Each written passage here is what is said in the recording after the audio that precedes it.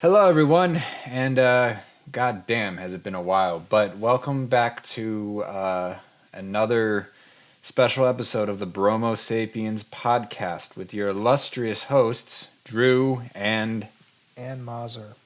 we're back. It's a new season of the Bromo Sapiens Podcast. We took a bit of time off because I think we kind of both needed it, but there's also a lot going on with COVID and, all that other shit that everybody knows about. And there's a couple changes to the podcast today you'll be seeing if you're on YouTube. This will be the first video podcast that has our beautiful faces. So you'll finally be able to see us in real time, our reactions and all this sorts of good stuff. But on top of that, we also have our very first guest on the Bromo Sapiens podcast, and that would be Mr. Ian Filo. Thank you for being with us. Yeah. I was the first guest. This is so special. This is the most special. This is the best start to the season, I would say. Yeah. Special guest. Who's got his own podcast, by the way, called Mind Rice. So y'all go check that out. Yes, he's quality content. A lot of it too, by the way. Yeah, Ian's podcast is good stuff. And on top of that, he was gracious enough to have us on at one point or another. And we got to do it again because that was one of the most watched episodes. Oh, was it really? Oh, really? Wow. Yeah. Hell yeah. What were we talking about in that episode? Wasn't it just like the creative process? And what an important process that is.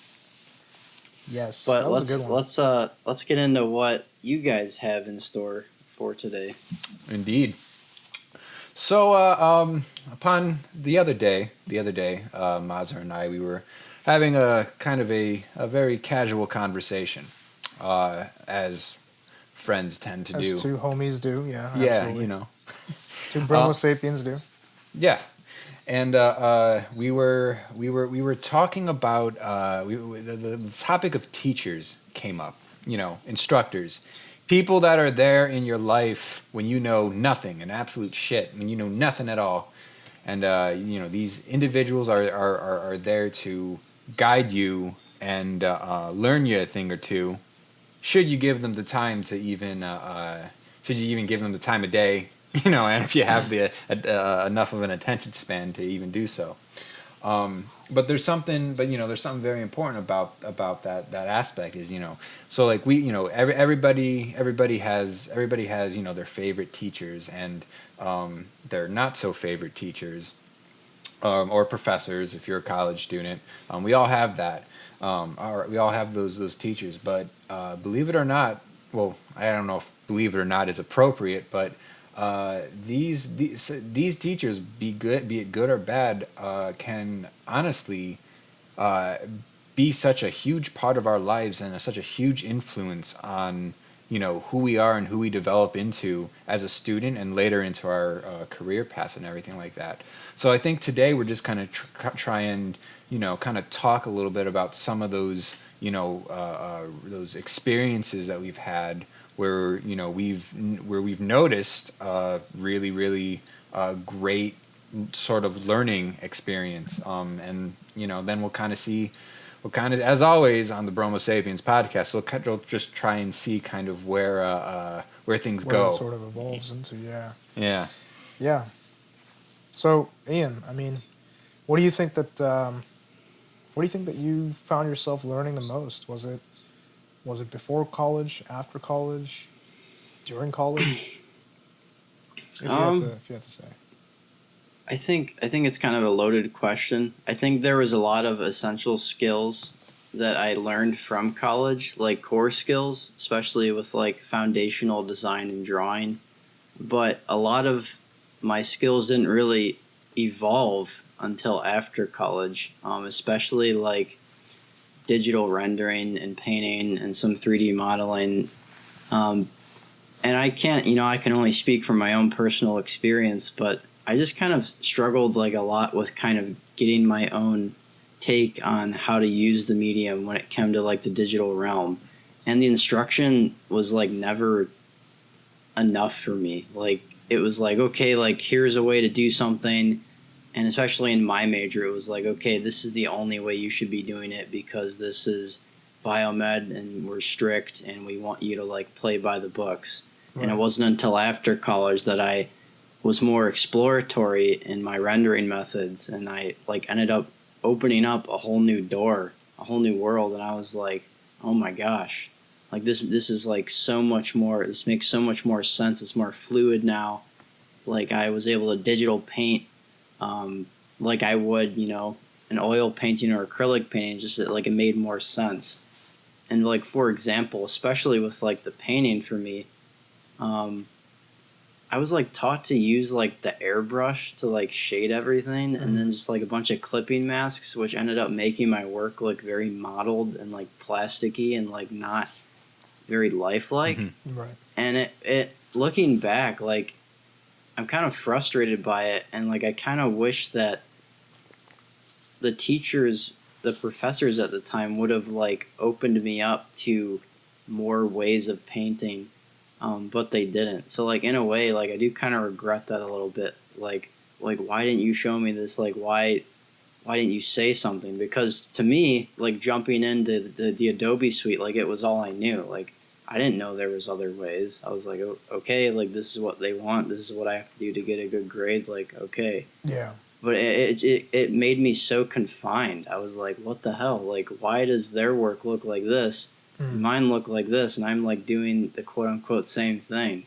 Yeah. So it made me like really frustrated. And like I can't say that for all the other majors or other professors, but definitely looking back, I feel a lot of like resentment towards certain things, because if I had like the rendering style and knowledge of like painting that I know now, like I mean I'm even gonna probably end up redoing some of my old projects. just because like I could paint so much better now. Like I have such a better feel for like the tablet and like the brushes that I use and painting style, and yeah. But I don't mean to rant too much, but when it comes to the professors and stuff like that, I think they have great intentions. I think you need teaching to develop core values, but when it comes to stuff in the specialized major, like I think the teachers in general, regardless of what major you're in, they have to be more supportive of like being exploratory of like different methods. Yeah. And not just be like, hey, this is the only way to do it. You have to do it this way. And like we're not gonna condone like you branching out and using different brushes and all this, and like why? Like why not? Because if I would have known that, my work would have been 10 times better. Yeah. So I mean, absolutely. Yeah, I mean, and that really is the thing, isn't it? Because like there's so many different ways to teach an individual or several individuals.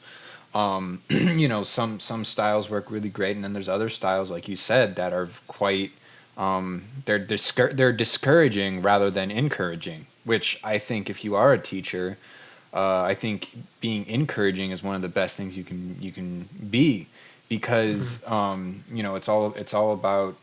is all about keeping a positive atmosphere, a positive but honest atmosphere amongst your class, or whoever it is that you may be teaching. I know, for instance, one of my professors from back in college, his kind of his technique on teaching was to be very hard on the individual, in hopes of pushing them into, think about from Dragon Ball Z, when Goku gets like really mad and then he he powers up, he becomes another like level of Super Saiyan. That was essentially, from what I can understand, that was essentially kind of the way they were trying to teach some of the students. Because I remember there were, it was me and a few other students where we went to this professor for advice, and we listened to exactly what he told us to. And then when we had a final, he tore us apart for listening to that advice at all. And at that point, I was livid. I was beyond, like, I think during my critique, I was like, I stared him down in just rage. Like I just kind of stopped, shut down. And I just looked at him and just like And eventually, I think I made him uncomfortable because he like looked away, and then he like looked away and kind of just like then my interrogation was like over. But I remember going home that night angry as fuck, and I think I actually deleted. I deleted a bunch of the work that I had done because I'm like, it doesn't fucking matter. It doesn't matter what I've done. This work is supposedly shit because of all this feedback that I've gotten. And but I'll say it like this: the only thing I learned from that experience was never to delete my work because there were some like clips and some shots from the video that I was working on that I really wish I still had for documentation and I guess maybe for like any sort of like stock material I could use for later projects. But as far as like an actual educational experience goes, and trying to teach individuals about the craft that they're trying to pursue, and I wasn't, and it's not a very good way to do it because I wasn't the only one that was largely upset. I had another classmate that was about as angry as I was, and it was just like it felt like we had been backstabbed almost because we were lost students that didn't know our way around what we were doing, and we were genuinely looking for advice because we genuinely wanted our work to be good or considered good enough. Yeah. And then then we get torn apart for taking advice, and it's like that it just seems like such a backwards idea. No, I understand what you're saying because I'll be honest, teaching I've recently taken up teaching at CIA where we all went to school, and I've been working with some of the new students in car design. For those of you who don't know, I graduated in car design from CIA, Cleveland Institute of Art, and teaching is one of those things where when you're a student, you have a certain experience. Whether it's good or bad, it's dependent on your teacher. But when you're the teacher, it's a completely different side of the, it's just you're coming at it from a completely different perspective. And I think a lot of what you guys are saying is true. The teachers that I had when I was a student were also very rigid in their ways and showed us even though they weren't trying to be, it seemed like they just wanted to teach us a method, their method. And I guess for me as a student, I took their methods. I learned it for a bit, and then I decided to stray away from the path and be like, no, these methods are great, but they're not relevant. They're a little dated. They're a little old. And I do have some resentment for my teachers as well because it's nothing that they could have done, Yeah. Not really, because they know what they know and they're there to impart their knowledge. But having taken on the role of a teacher myself, I'm realizing that I'm trying to be a little bit better than the educators that I had, and I've been trying to encourage I really can't say students honestly because I'm not really a teacher. I'm more like a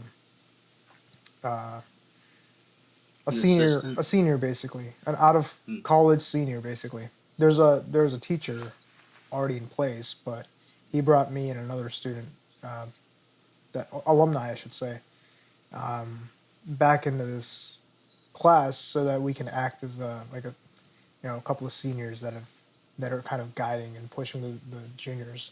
You've survived all the bullshit already, basically. Yeah, like we've already survived the bullshit. We kind of know the ropes, and we're sort of guiding them in their paths to becoming professional car designers. Or, I shouldn't say car designers, but transportation designers. So coming at it from a mentor, I guess you can say I'm more of a mentor, not a teacher.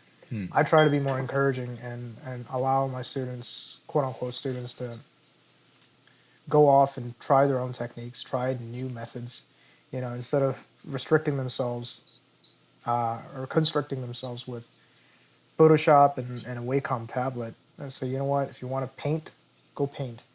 Go paint your car. Go paint your sketches. If you want to use charcoal and newsprint, do that.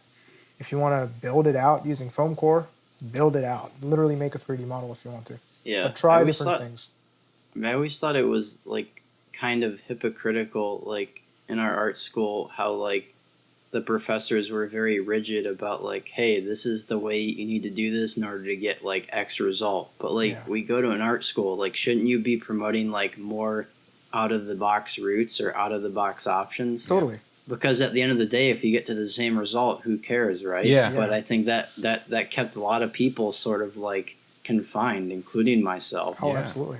Yeah. Absolutely. It's I think it defeats the purpose of going to Yeah. a school that's geared around creativity if you're going to be rigid in your, in your teaching methods. I think that's kind of becoming, not just for our experiences, but I think the education system as a whole, it's becoming, I think, quite apparent that the old teaching methods should be tossed out the window. Yeah. I mean, considering the pandemic has now taken away our abilities, well, not our abilities, but students' abilities to actually go and learn in a physical environment.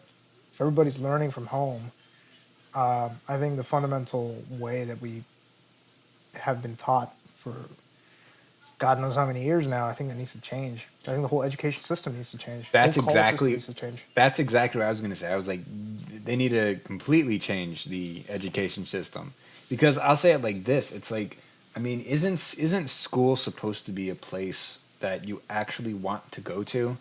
But quite frankly, I feel for a lot of people, unless you're a certain type of person that like, that's like very focused, or if you're unless you're a studious type of individual, because not everybody is. School is it can be one of the most difficult places to be, because not only are you dealing with people who are trying to figure their own insecurities out, and you got bullies, and you've got teachers that don't want to be doing what the fuck they're doing, and they take it out on the students in an unfair manner, and all that pressure from I guess and I'm not saying do away with the school system. I'm saying make Rethink the teaching. proper rethink it, make the proper changes so that so that ultimately you can actually get people excited about learning and just knowledge in general. Because I remember when I was going to like grade school, I never fully, maybe this is just me, but I never fully grasped what school was actually supposed to be about. Like, because I would go there, I would go there because I was told I needed to go. It's not because I wanted to. And, it's like, kindergarten to like second grade, everything was easy. I'd be like, oh yeah, I'd, draw some numbers on some paper for, however many fucking hours it was. And, I'm set, It was a very like, by the books method, It wasn't, there wasn't an innovation in learning it, Yeah. It wasn't. Yeah, I think as the years progress and as like the different generations of teachers, like get phased out, and like, our generation eventually graduates in that position, if that's our field, I think that will eventually, it will kind of holistically change, like maybe not all the way, but I think there's something to be said about like people who are our parents' age and like older. They do like, they grew up with like such a regimented structure, and like this is like black and white, like this is the right way, this is the wrong way. And a lot of us are like kind of more fluid and like free thinkers, so I think when that transition does come into place, the teaching environment will be a little different. Oh, absolutely. I think that's a great point. Because I mean it's quite frankly a gray area. It's not black or white, like you were saying. It's there's so many, but I think ultimately the most important like sort of point to remember is what you said, Ian, about if you're getting the same result, it doesn't really matter what route you use to get. I mean, provided that it's a morally sound route. Yeah, you don't want to like cheat. Like if you have a different method, who cares? Yeah. As long as it's a good way of doing it, who gives a shit? Quite frankly, I think at that point you're just, if you have an issue with that, you're nitpicking on purpose, and that says something about who you are as a teacher that's doing it. That it's saying, more about who you are as a teacher, and I don't know whether I mean, or quite honestly, whether or not you should even be doing whatever it is that you're doing.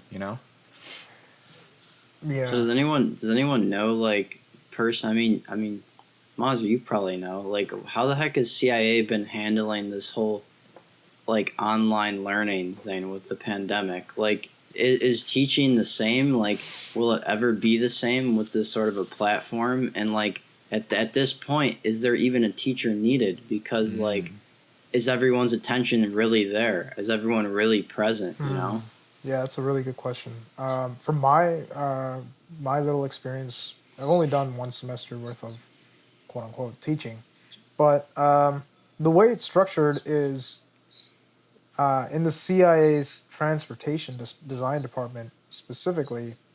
The teacher that I had is no longer there, and we have a new teacher who's well connected in the industry, which helps. Because when you're going to a very specialized school, you ultimately want somebody who's well versed in the field that you're studying, that can actually give you real world feedback. So that helps a lot. I do think that we still need teachers. Oh yeah. I don't think that we can necessarily rely on students to govern their own learning, just because not everybody knows what they want, and those even those that do know what they want as far as learning is concerned, they don't know how to achieve or where to look for information to get better at whatever it is they're trying to get better at, be it art, science, music, whatever. So that being said, I think there's always got to be some sort of a guiding source. A teacher, I think, may not be as much of a, somebody that professes knowledge as much as provides the resources for students to mess with and learn on their own. And that I think could end up becoming what teaching is all about. I don't know exactly the answer to that, but I do think that there's got to be some sort of a guiding figure.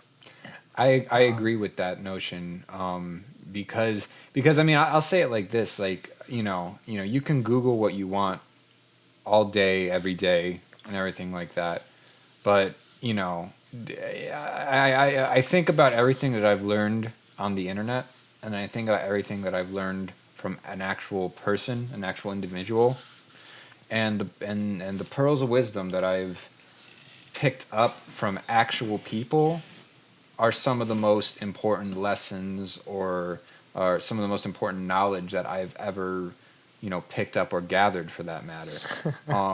Here in my garage. Yeah, like Ty Lopez. You know what I really value? Knowledge. Knowledge.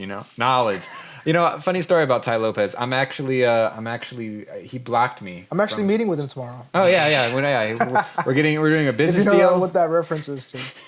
Wait, what? Oh, you don't know what I'm talking about. No, I don't.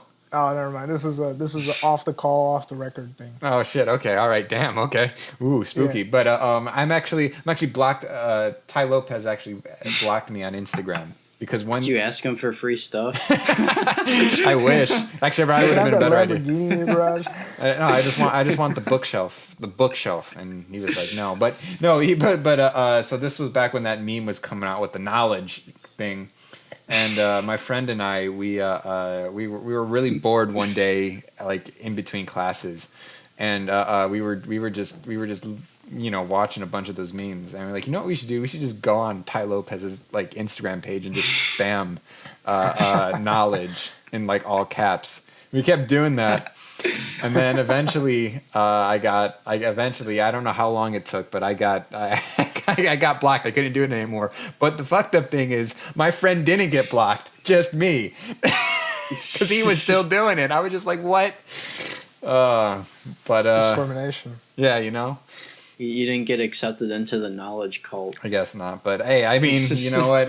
Maybe that's a good thing, because there's something about Ty Lopez that freaks me out just a little bit. There's something about the look in his eye that just kind of makes me say, this guy's he's a part of something. He claims to be a teacher, but I don't Oh, think yeah. so. Speaking of that, actually, fake gurus. There's a whole bunch of fake gurus out there Yeah. that are like, I can teach you the secrets of losing weight because running on a treadmill for 10 hours a day isn't going to do it. I'm like, Jerking off for 23 hours Yeah. a day will, or wait, that's like most of the day. Okay, let's roll back. Did you say jerking off for 23 hours a day? Yeah, let's That'll do something to you. Let's roll it back. Okay, jerking take you to off a 5 new times a dimension. day will 5 times a day will take you to a new dimension, man. Yeah, I mean maybe I want interdimensional Your travel. eyes roll and back shit. and roll back into your skull. Oh, my eyes will roll back in the back of my skull. I mean, if Yeah. I'm jerking off 5 times a day, shit, that's gonna fucking They might not come back around. Quite frankly, that's it. Yeah, they'll just stay that way. I was like, hey guys, look, demon, but You have achieved nirvana at that point. but like, I mean, when you're talking about those gurus or whatever, I mean, I think there's very little difference between a guru and like a cult leader because it's like it's that level of dishonesty and being a misleading force is just kind of because like that whole that like I think on all of those Ty Lopez videos that he did. I'm pretty sure he rented every single one of those like houses and they were like more expensive, like to live in it was like more expensive than his house actually was, despite him being it was all just for the show, really. Yeah, and it's like and it was just crazy. So craziness this is probably a far out there question, but trying to like keep everything interlinked in this giant web of a podcast. Do you think that there's listening to like we've all watched YouTube videos with like those self-proclaimed gurus and stuff? Do you think there's any link in the dialogue they use and the dialogue that our professors used with us in college? Fuck, that's some. I don't know. I think that You don't know? I never felt that way with my professors. That's good. Yeah, I never felt that way either, but I don't think they were trying to like sell me on some shit. Like I Yeah. don't think they were trying to sell me snake oil or anything like that. despite My being professors- despite being severely underpaid, they weren't trying to take No. too much money from us. I mean, they were taking a lot of money. In fact, I think that there's well, actually, I don't want to say anything, but there's probably some shady like stuff going on considering how not just like CIA. I'm not even talking about CIA. I'm just saying like just going to college is becoming so Yeah. goddamn expensive. It's a scam I in my kind of opinion. felt I don't know if I'd say it was like the same level as like a YouTube guru, but I kind of felt along the same lines in regards to like dialogue that they use with a lot of their students. And granted, this isn't every professor, but I think like kind of colleges as a whole is they're kind of making too many like promises Yep. they can't deliver on. Yep. Like they're over promising and under delivering. Like especially personally from my experiences, I'm not saying this is like for everyone else, but they're over promising and under delivering when it comes to like supplying students with like jobs out of college. Yeah. Because The return like on investment like is very low. right, because and I was talking to someone about this the other day, and granted, like this isn't how it is for everybody, but like I don't know the actual logical connection to this, if there even is one. But like I'm starting to become convinced, like now that I've been out of college for a little bit now, that like you have to have some sort of like internship or apprenticeship while you're in college to get these connections, to get a job, like follow that ladder. And if you like don't follow that ladder while you're in college, it makes it like exponentially harder to like get into the job market. Yeah. 100%. You need a back door, honestly, quite frankly. But And like yeah. what and it like sucks too, because I was telling my one friend, it's like, look, like I would have, loved to take on the opportunity to do an internship in college, but like unfortunately, like I had to commute and like I had to help my parents out with bills, and Yeah. like I couldn't afford to do an apprentice or internship that was like unpaid, which unfortunately like all of the ones in biomed were. I was like, and then that puts you in like between like a rock and a hard place. Well, like, what? So I do this and like not make money and pay my bills for 6 months to get a job, or what? So Yeah. But yeah, no, that was just my 2 cents. Like I said, it's probably a little bit of like my um, upsetness coming through, eking through the computer screen. But I think that's definitely something that other students can relate to a little bit. Yeah. Yeah. Most definitely. I think I can name a few. I'm not going to, but they're definitely We don't want to get sued now. Come on now. no. Or threatening emails. You Right. delete Right. that podcast right now. Suck my No, dick. How about that? You know. Okay. Wait, what? This is going faster than I thought. Can we go out to dinner first? What? No, you know. I'll buy you drink first. Oh, No, okay. You're right though. There's a lot of students that are feeling that are really feeling like they got played. They got played by the system. Yeah. You know. So, I mean, this might be a bit of a controversial statement to say, but I mean, I honestly think that I think that a majority of colleges are just. I think it's safe to file them under the category of a scam. I mean, I feel like I was scammed for as much money as I paid, or as I'm still paying right now. I did not get the level. it's pretty crippling. This. Yeah, I did not get the level of education. I mean, to be fair, I know I wasn't the best student, but even still, even looking objectively at the classes that I had, you know, and then you know the way kind of the teaching was going and everything like that, it was not worth as much money as they were saying, you know, because I mean I'm thinking right now, quite frankly, if I hadn't done an internship, if I hadn't done my internship, I'd be more screwed than I am now. And I'll be honest. Yeah. I only my first internship was out of college. yeah, So okay, I got lucky there, but that internship ended and I went to a second one. So I had an interesting path. I didn't really have an internship in college. And outside of college, I got my internships. So that set me on a different type of path. So to be honest, I think that it's a bit of both. You know, the system is hackneyed. It is a bit. It does overpromise and underdeliver, but I think a lot of it. I think at the end of the day, there's always going to be people that play the devil's advocate and say, yeah, you can't rely on system. Nobody owes you anything. You have to go out and get it yourself. yeah. Right. And Despite the system being as crippling as it is to begin with, you know, it is. but The system is quite crippling. Yeah. But I think that what the colleges and even our teachers owed us was the proper guidance to getting these opportunities like internships. You know, that much I will hold them accountable for, because as students, especially as us being creative individuals, it's I shouldn't put us all in the same umbrella, but I think I'm going to go ahead and take that risk and say it's hard to be your own salesman when you're just a ball of creativity. What you want to do is probably just create. yeah, And Right. to market yourself at at the same time is pretty difficult. It's hard to talk about yourself, let alone show your work when you know it's not ready to be shown yet. And I think that's why I think a lot of creative people have managers and agents. yeah. You know, if you're a band and you make music, you have a band manager. You They do? What? Exactly. They get the gigs for you. Where can I get one? Fucking tell me about it, right? I need a fucking manager. But Yeah. you know what I'm saying? Like, somebody goes out and gets you the gigs. They promote your stuff. Hey, listen, we got a group of 4 guys that make some amazing music. Or if you're an actor, you've got an agent rooting for you and like, hey, listen, you got to do this movie or whatever type of art or creative thing you make. There's somebody vouching for you. Somebody that's circulating your portfolio of work around. And I think that's what our teachers and professors and department heads should have done a better job. And I'm talking about us specifically here. Yeah. Should and could have done better for us. Sure, there were students that were already better at it and didn't need the professor's guidance to do so. Some people just innately know how to talk about themselves. Yeah. Some people don't.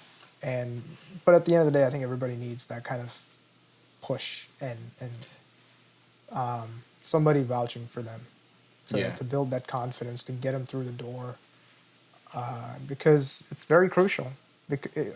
Life outside of college, working outside of college in your field is very different. Like you may learn a whole bunch of stuff in college that you may not even really apply in the real world. So it's very important to get that real world experience, and it's unfortunate that a lot of us didn't get that, the industry experience. Yeah. What was I gonna say? Damn it! I was right on board with you, and then my mind just went blank. God, I'm getting old. Take a sip of that bourbon. Huh? That whiskey. Take a sip of that whiskey. I'm out of it right now. I'm out of it right now. Damn, I'm out of mine. I mean, I'm not drinking that. I'm not drinking whiskey. Shh. What are you talking about? Oh, I'm sorry. That was apple juice. Iced apple juice. Iced tea. Iced apple juice. There we go. We don't drink in this show. This is very family friendly. Rated R. This is a PG. It's actually a G. This is a general audience show. Complete with swearing and occasional stripping. Well, now we could actually do occasional stripping if we wanted to. You can, if you want to do some OnlyFans crap, you can take that somewhere else. No. What, you're saying you're not on board with this? You're not on board with this, Ian? You can get in. You're saying something wrong with being a stripper? Yeah, man. Or a sex worker? Man. No, man. Is that what you're trying to say? Mazda, if we go there, man, that's going to open up it. I mean, I'll go there, but... Dude, I'll go there. I'll go there too, but maybe... I'll tread that territory. No, I know you will. I'll start with my hat, and I'll start stripping. I'll start with my hat. Hell yeah. Well, I'll do... I mean, if you strip, I'll strip too, Shit. I mean, if that doesn't get this podcast views, I don't know what will. May turn into a live webcam show. Hell yeah. We'll go on. Yeah, we'll go on Twitch. No, that's the video game one. But some people get away with it regardless. It just depends on how cute you are.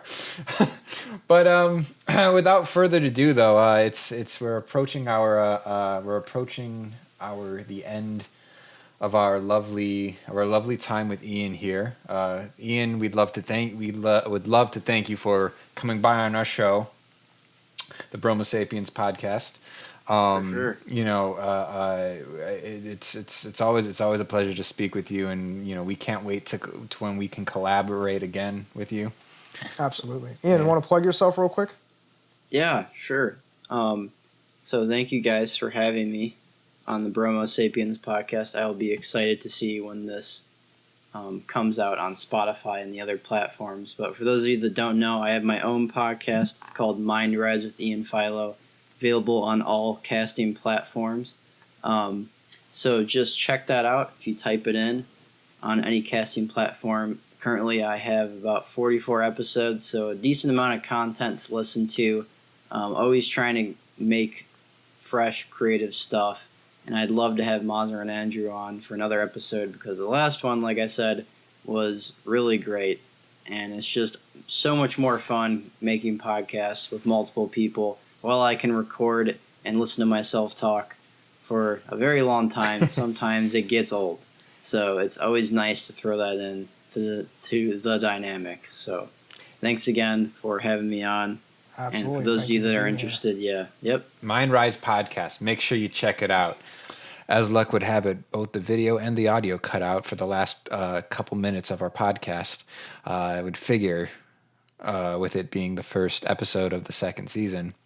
But as always, we'd like to thank all of you for watching.